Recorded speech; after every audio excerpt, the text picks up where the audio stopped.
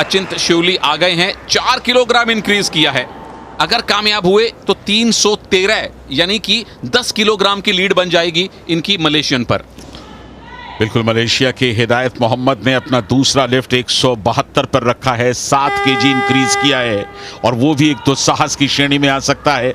यहां 170 किलो उठा रहे हैं अचिंत। बहुत बढ़िया तरीके से उन्होंने इस प्रयास को किया। क्लीन, बिल्कुल क्लीन दिखाई दिया। वक्त ले रहे हैं, अपनी ऊर्जा संग्रहित कर रहे हैं, लेकिन 170 किलो के जर्क के दौरान उनकी लिफ्ट नाकामयाब रही।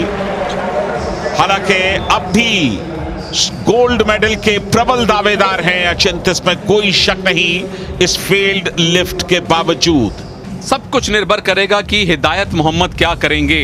उन्होंने 7 किलोग्राम इंक्रीज किया है।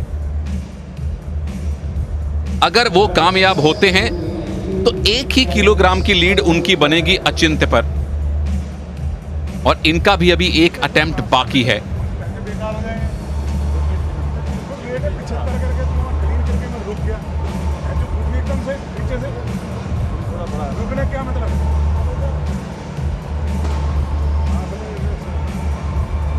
एक हल्की सी घुड़की मिल रही है कि रुक क्यों गए थे जब आप स्ट्रेच कर रहे थे जर्क के समय। 170 पर ही तीसरा अटेम्प्ट। क्या अभी बैक टू बैक जाएंगे या हिदायत मोहम्मद के आने का इंतजार होगा? मुझे लग रहा है कि वो जाएंगे, क्योंकि हिदायत मोहम्मद ने जो टारगेट रखा है वो 172 का रखा है, और चूंकि ये 170 उठाने जा रहे हैं इसलिए अचिंत की ही बारी आएगी। 170 केजी के लिए थर्ड अटेम्प्ट अचिंत का। एकाग्रता बहुत जरूरी इस समय, कंसंट्रेशन। गोल्ड दांव पर है, न सिर्फ अचिंत के लिए बल्कि समूचे देश के लिए। क्या अचिंत इस कारनामे को अंजाम दे सकेंगे? मेडल इनका कंफर्म है संजय दा।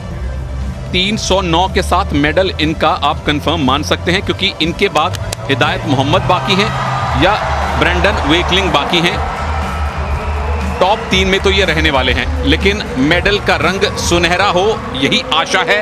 आखिरी अटेम्प्ट 170, अगर कामयाबी मिलती है तो 313 एक बड़ी चुनौती रखकर जाएंगे बाकी दोनों अपने प्रतिद्वंद्वियों के लिए। हाथ सबके प्रार्थनाओं में हो। 170 केजी का तीसरा अटेम्प्ट, बहुत बढ़िया क्लीन किया है, कम से कम दूसरी बार की तुलना में।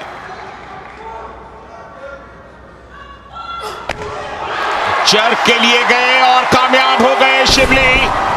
अचिंत शिवली कामयाब 170 केजी पर।